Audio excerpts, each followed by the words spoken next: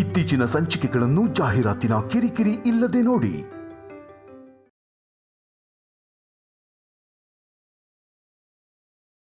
ಯಾವುದೋ ಒಂದು ಗ್ರಹ ಕಲ್ಯಾಣಿ ಜೀವನದಲ್ಲಿ ಅಲ್ಲೋಲ ಕಲ್ಲೋಲ ಎಪ್ಸತ್ತಂತೆ.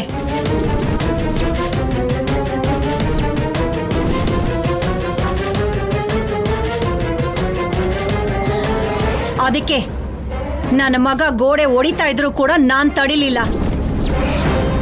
ನನಗೆ ಗೊತ್ತಿರೋ ಹಾಗ ಆ ಗ್ರಹ ನೀನೇ ಆಗಿರ್ತೀಯ. ಶೌರ್ಯ ಕಲ್ಯಾಣಿ ಮಧ್ಯೆ ಜಗಳ ಮಾಡಿಸ್ಬೇಕು ಅಂತ ನೋಡಿದ್ರೆ ಈ ಸಲ ಮಗಳು ಅಂತ ಕೂಡ ನೋಡಲ್ಲ.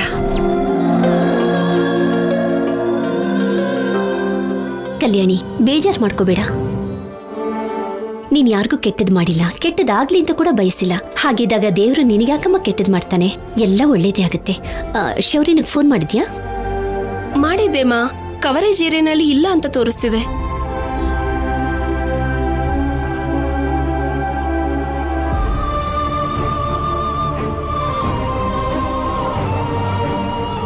ಯಾರ ಮನೆಗೆ?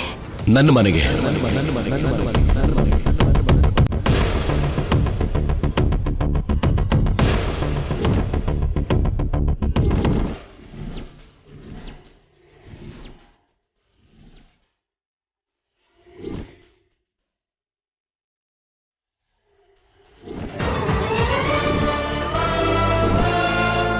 ನಾನ್ ಬರಲ್ಲ, ಬರೋಕ್ಕಾಗಲ್ಲ.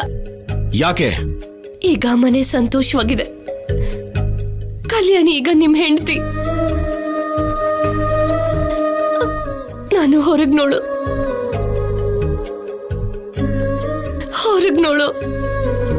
ಯಾವ ಸಂಬಂಧನೂ ಇಲ್ದೇ ಇರೋಳು ನನ್ ಕರ್ಕೊಂಡ್ ಮನೆಗೆ ಹೋದ್ರೆ ಯಾವ ಹೆಂಡತಿ ಆದ್ರೂ ಹೇಗ್ ತಡ್ಕೋತಾಳೆ? ಕಲ್ಯಾಣಿ ಅರ್ಥ ಮಾಡ್ಕೋತಾಳೆ. ಬೇಡಾರಿ, ಮೇಲ್ಗಡೆ ನಗ್ತಾ ಇದ್ರು ಒಳಗಡೆ ಕಲ್ಯಾಣಿಗೆ ಪ್ರಾಣ ಹೋಗ್ತಾ ಇರೋ ಹಾಗಿರುತ್ತೆ. ನಂದೇ ತಪ್ಪು ಅಂತ ಗೊತ್ತು. ನಿಮ್ಮ ಪಕ್ಕದಲ್ಲಿ ಕಲ್ಯಾಣಿನ ನೋಡಿದಾಗ ನನ್ನ ಗುಂಡಿಗೆ ಒಡೆದು ಹೋದಾಗ ಅನ್ನಿಸ್ತು. ಅಂತ ನೋವು ಕಲ್ಯಾಣಿಗೆ ನನ್ನಿಂದ ಆಗ್ಬಾರ್ದು. ಹಾಗೇನೆ ಅತ್ತೆ, ಅಜ್ಜಿ, ಅನುಪಮಮ್ಮ, ತಾತ ಇವ್ರು ಯಾರು ನನ್ ಮತ್ತೆ ಮನೆಗೆ ವಾಪಸ್ ಬರೋದನ್ನ ಸಹಿಸೋದಿಲ್ಲ. ನನ್ನಿಂದ ನೀವು ಬಯಸ್ಕೊಳ್ಳೋ ಹಾಗಾಗತ್ತೆ. ಅದು ನನಗಿಷ್ಟ ಇಲ್ಲ. ನಿಜಾನೇ. ಆದ್ರೆ ನಾನ್ ನಿನ್ನ ಮೊದ್ಲಿನ ಸಂಪದ ಅಂತ ಅನ್ಕೋತಿಲ್ಲ.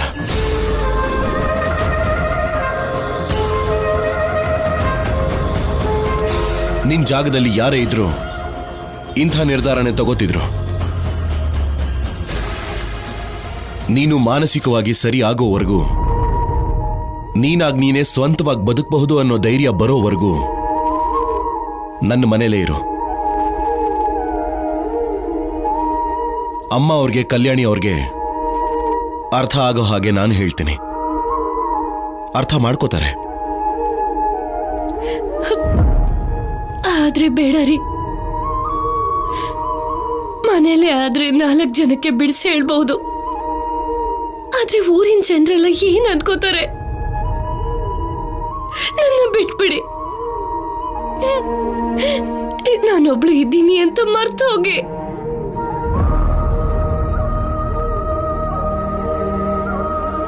ಯಾರೋ ಏನೋ ಅನ್ಕೋತಾರೆ ಅಂತ ಒಂದು ಪ್ರಾಣ ಹೋಗ್ತಾ ಇದ್ರೆ ನೋಡ್ಕೊಂಡು ಸುಮ್ಮನಿರೋಕ್ಕಾಗಲ್ಲ. ಏನೇ ನಡೆದ್ರೂ ನಾನ್ ನೋಡ್ಕೋತೀನಿ. ನನ್ನ ಒಬ್ಬ ಸ್ನೇಹಿತ ಅನ್ಕೋ.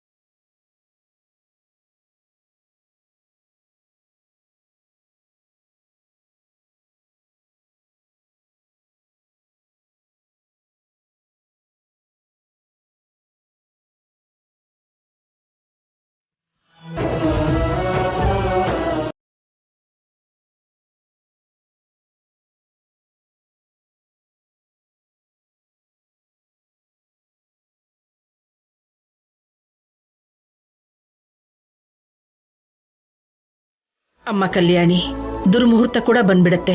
ಶೌರ್ಯ ಇನ್ನೂ ಬಂದಿಲ್ಲ, ಆರ್ತಿ ಕೂಡ ತಗೊಂಡಿಲ್ಲ. ಅದಕ್ಕೆ ಶೌರ್ಯ ಬರ್ತಿದ್ದ ಹಾಗೇನೆ ಹೊಸ್ಲಿನ ಹತ್ರನೇ ಆರ್ತಿ ಕೊಡು. ಹಾಗೆ ಮಾಡಿದ್ರೆ ಹೊರಗಡೆಯಿಂದ ಬರೋ ಕೆಟ್ಟ ಶಕ್ತಿ ಅಲ್ಲೇ ಹೊರಟೋಗುತ್ತೆ.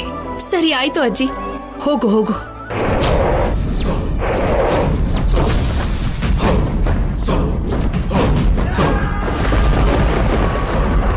ಅಲ್ಲಿ ನೋಡಿ, ಆಫೀಸರ್ ಬಂದ್ರು ಅಜ್ಜಿ. ಆರ್ತಿ ತಗೊಂಡ್ ಬರ್ತೀನಿ.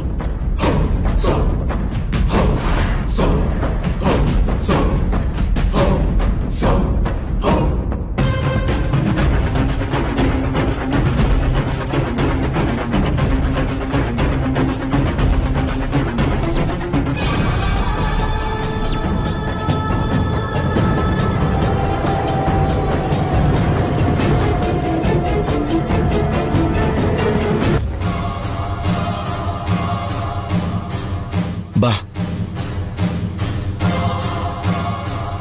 ಬಾ ಸಂಪದ.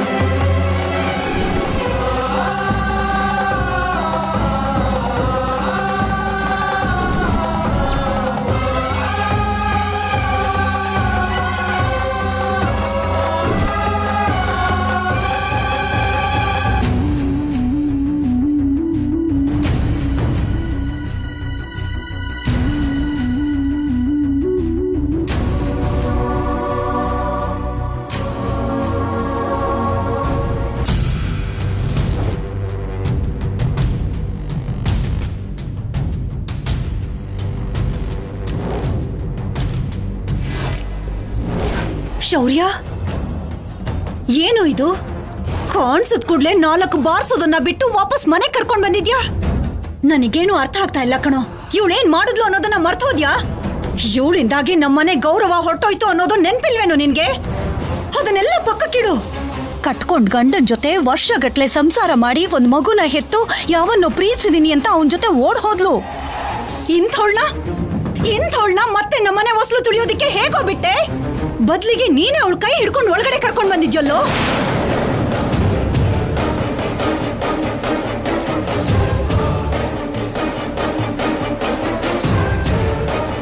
ಏನೇ ಶೂರ್ಪನಕ್ಕಿ, ನಾಚಿಕೆ ಅನ್ನೋದನ್ನ ಆ ದೇವ್ರು ನಿನ್ಗೆ ಸ್ವಲ್ಪನಾದ್ರೂ ಕೊಟ್ಟಿದನಾ? ಅಮಾಯಕಿ ತರ ಮುಖ ಇಟ್ಕೊಂಡಿದ್ದೆ. ನಮ್ಮಣ್ಣನ ಮೊಮ್ಮಗಳು ಅಂತ ನಮ್ಮಮ್ಮ ಹಠ ಹಿಡಿದು ನಿನ್ನ ನನ್ನ ಮಗನ ಗಂಟು ಹಾಕಿದ್ಲು. ನೀನು ನನ್ ಮಗನ್ ಜೊತೆ ಇದ್ಕೊಂಡು ಪ್ರೇಮ ಕಥೆನ ಸಿದ್ದು ಜೊತೆ ನಡೆಸ್ತಿದ್ದೆ. ಅವನ್ ಜೊತೆನ ಓಡ್ ಹೋದಲ್ಲ, ಮತ್ತೆ ಯಾಕೆ ಬಂದೆ? ಅಮ್ಮ, ಏನಾ ಮಾತು?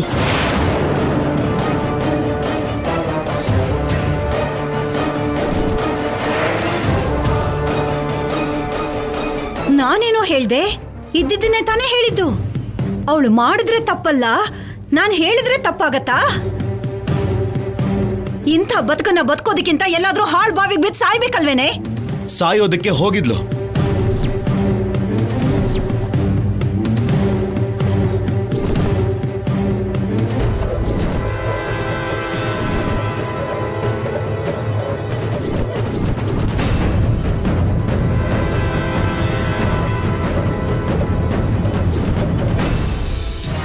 ಕೊನೆ ಕ್ಷಣದಲ್ಲಿ ನಾನು ನೋಡಿದ್ದಕ್ಕೆ ಅವಳಿನ್ನೂ ಬದುಕಿದಾಳೆ.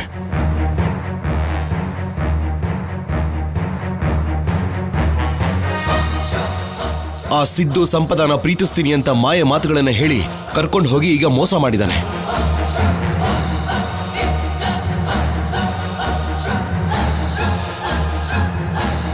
ಓ, ಒಳ್ಳೆ ಕೆಲ್ಸನೇ ಮಾಡಿದಾನೆ.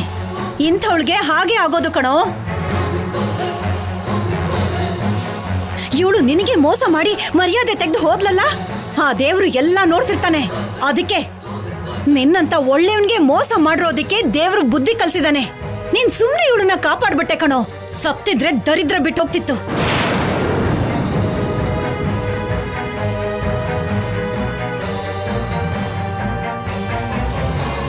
ಅಷ್ಟಕ್ಕೂ ಇವಳು ಸಾಯಕ್ಕಾದ್ರೂ ಯಾಕೆ ಹೋಗ್ತಾಳೋ? ಎಲ್ಲ ನಿನ್ ಭ್ರಮೆ ಅಷ್ಟೇ. ನನ್ ಜೀವನದಲ್ಲಿ ಇಂಥವಳನ್ನ ನಾನು ನೋಡಿಲ್ಲ. ಇವಳಿಂದಾಗಿ ಊರಲ್ಲಿ ತಲೆ ಎತ್ಕೊಂಡು ತಿರ್ಗಕ್ಕಾಗ್ಲಿಲ್ಲ ನನ್ಗೆ. ಊರಲ್ಲಿ ಯಾವ್ದಾದ್ರು ಶುಭ ಕಾರ್ಯಕ್ಕಾಗ್ಲಿ ಅಶುಭ ಕಾರ್ಯಕ್ಕಾಗ್ಲಿ ಹೋದ್ರೆ ಎಲ್ರು ಒಂದ್ ಥರ ನೋಡ್ತಾ ಇದ್ರು ನನ್ನನ್ನ. ನನ್ನ ಮುಂದೆನೆ ನಿನ್ನ ಆಡ್ಕೋತಿದ್ರು. ಇವಳಿಂದಾಗೇನೆ ಇವಳ ಸೊಸೆನೆ ಬೇರೆಯವನ್ ಜೊತೆ ಓಡ್ ಹೋದ್ಲು ಅಂತಿದ್ರು. ಅವ್ರು ಕೇಳೋ ಪ್ರಶ್ನೆಗಳಿಗೆ ನನಗೆ ಉತ್ತರ ಕೊಡಕ್ ಆಗ್ತಾ ಇರ್ಲಿಲ್ಲ. ಅವ್ರು ಹೇಳ್ತಿದ್ದಿದ್ ಸತ್ಯನೇ ಅಲ್ವಾ? ಒಂದ್ ಕಾಲದಲ್ಲಿ ಇವಳಿಂದಾಗಿ ನನ್ನ ಜೀವನದ ಬಗ್ಗೆ ನನಗೆ ಜಿಗುಪ್ಸೆ ಬಂದಿತ್ತು. ಇವಳು ಕಾಣಿಸಿದ್ರೆ ಸಾಯಿಸ್ಬಿಡ್ಬೇಕು ಅನಿಸ್ತಿತ್ತು. ಅಂಥದ್ರಲ್ಲಿ ಇವತ್ತು ನನ್ನ ಮುಂದೆ ನನ್ನ ಮನೇಲೆ ನಿಂತಿದ್ದಾಳೆ. ಸಾಯಿಸ್ದೆ ಹೇಗೋ ಬಿಡ್ತೀನಿ. ಅಮ್ಮ, ಏನ್ ಮಾಡ್ತಾ ಇದೀಯಾ? ಅಮ್ಮ, ಅಮ್ಮ, ಏನ್ ಮಾಡ್ತಿದ್ಯಾ? ಏನ್ ಮಾಡ್ತಿದ್ಯಾ ಅಮ್ಮ? ಬಿಡು ಅಮ್ಮ, ಬೇಡಮ್ಮ. ಇವತ್ತೊಳಗೆ ಈ ಭೂಮಿ ಮೇಲೆ ಕೊನೆ ದಿನ ಆಗ್ಬಿಡ್ಬೇಕು. ಬಿಡು ಅಮ್ಮ, ಬೇಡಮ್ಮ. ಇದೊಂದ್ಸಲ ನನ್ನ ಮಾತು ಕೇಳು. ಬಿಟ್ಬಿಡು ಶೌರ್ಯ, ಬಿಡು ಬಿಡು ಅಮ್ಮ. ಶೌರ್ಯ.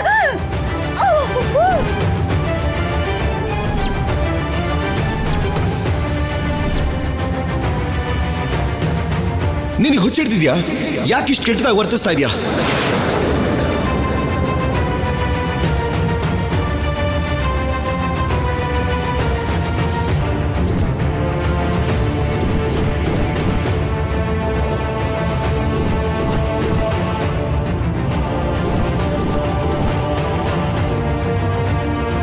ಮೂರ್ಖರ ಹಾಗೆ ವರ್ತಿಸ್ತಿರೋದು ದಮಯಂತಿ ಅಲ್ಲ, ನೀನು.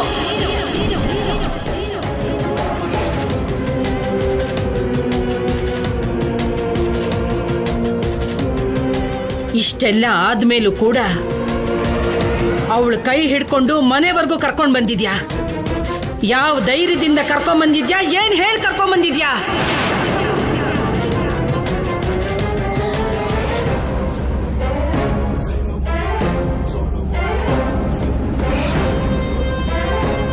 ಈ ಮನೇಲಿ ನಾವು ದೊಡ್ಡವರಿದ್ದೀವಿ, ಬದುಕಿದೀವಿ ಅನ್ನೋದನ್ನ ಮರ್ತು ಹೋಗಿದ್ಯಾ ಶೌರ್ಯ? ಅಥವಾ ನಮಗೂ ನಿಮ್ಗೂ ಮಾತಿಲ್ಲ ಅಂತ ನಾವು ಸತ್ತೋಗಿದೀವಿ ಅಂತ ಅನ್ಕೊಂಡಿದ್ಯಾ? ತಾತ,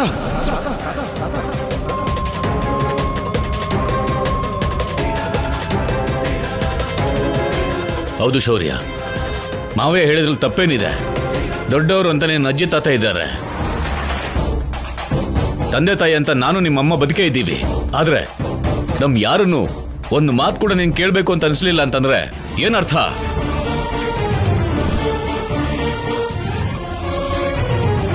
ಒಂದು ಕೆಲಸ ಮಾಡು, ಮನೆಯಲ್ಲಿ ಎಲ್ರಿಗೂ ಒಂದು ತೊಟ್ಟು ವಿಷನ ನಿನ್ನ ಕೈಯಿಂದ ತೀರ್ಥದ ಹಾಕೊಟ್ರೆ ನಾವೆಲ್ಲರೂ ಸ್ವೀಕರಿಸ್ತೀವಿ. ಆಮೇಲೆ ಸಂಪದ ಜೊತೆ ಸೇರಿ ನಮ್ಮೆಲ್ರಿಗೂ ಪಿಂಡ ಪ್ರದಾನ ಮಾಡು.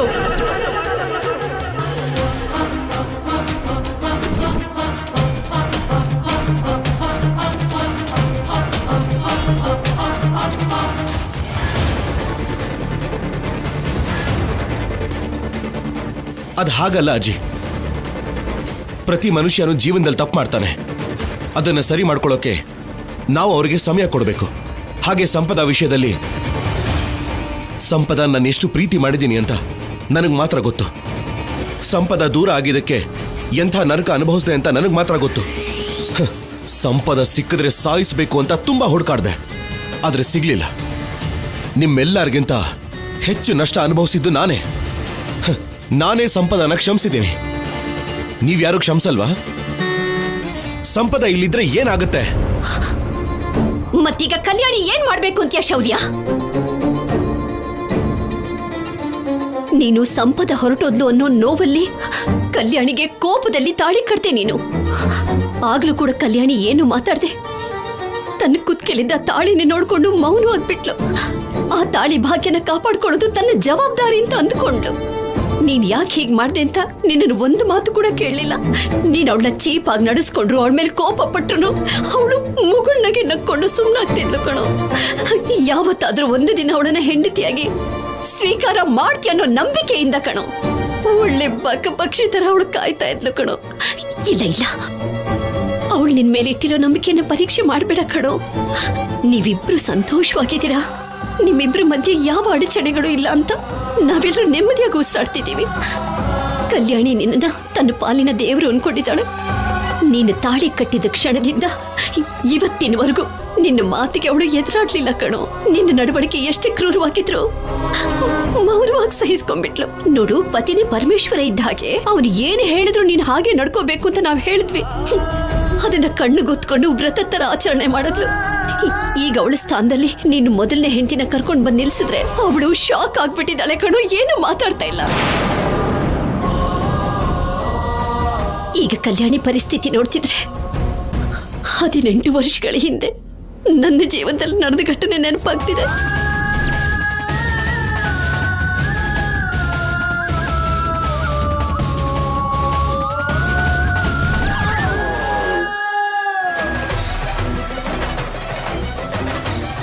ನೋಡ್ ಕಲ್ಯಾಣಿ, ಆವತ್ತು ಅಮ್ಮ ನನ್ನನ್ನು ಮಾತಾಡು ಅಂತ ಹೇಳಿದ್ರು ಕೂಡ ನಾನು ಏನು ಮಾತಾಡದೆ ಮೌನವಾಗಿ ನಿಂತ್ಬಿಟ್ಟಿದ್ದೆ.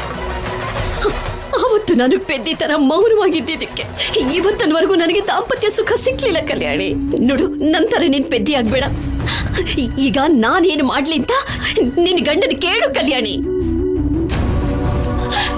ಯಾರಾದ್ರೂ ಬಂದು ನಿನ್ ಹೆಂಡತಿ ಯಾರು ಅಂತ ಕೇಳಿದ್ರೆ ಯಾರ ಹೆಸರು ಹೇಳ್ತೀರಾ ಅಂತ ಕೇಳು. ಯಾವ್ದಾದ್ರೂ ಪೂಜೆಗೋ ಫಂಕ್ಷನ್ಗೋ ಹೋಗ್ಬೇಕು ಅಂದ್ರೆ ಯಾರ ಹೆಸರು ಹೇಳ್ತೀರಾ ಅಂತ ಕೇಳೋದನ್ನ ಕಲ್ಯಾಣಿ. ನೀನ್ ಈಗ ಮೌನವಾಗ್ಬಿಟ್ರೆ ನಿನ್ ಜೀವನ ಸತ್ತು ಹೋಗುತ್ತೆ. ಕೇಳು ಕಲ್ಯಾಣಿ. ಎಲ್ಲ ಸಮಸ್ಯೆಗೂ ಪರಿಹಾರ ನನ್ ಸಾವೆ, ಪರಿಹಾರ ನನ್ ಸಾವೆ, ಎಲ್ಲ ಸಮಸ್ಯೆಗೂ ಪರಿಹಾರ ನನ್ ಸಾವೆ.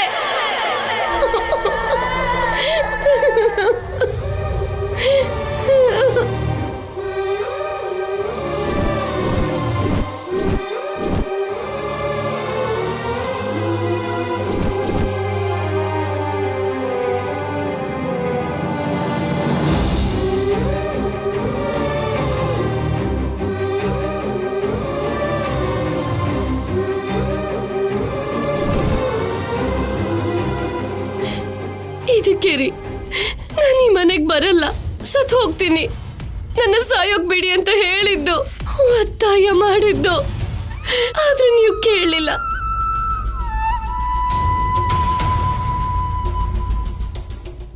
ಇವಾಗ ನೋಡಿ, ನನ್ನಿಂದ ಎಷ್ಟು ಜನ ನೋವು ಪಡ್ತಿದ್ದಾರೆ. ನಾನಿಲ್ಲಿರೋದಕ್ಕಾಗ್ಲಿ ಬದುಕೋದಕ್ಕಾಗ್ಲಿ ಇಲ್ಲಿರೋ ಯಾರಿಗೂ ಇಷ್ಟ ಇಲ್ಲ, ನಿಮ್ಮೊಬ್ಬರನ್ನ ಬಿಟ್ಟು.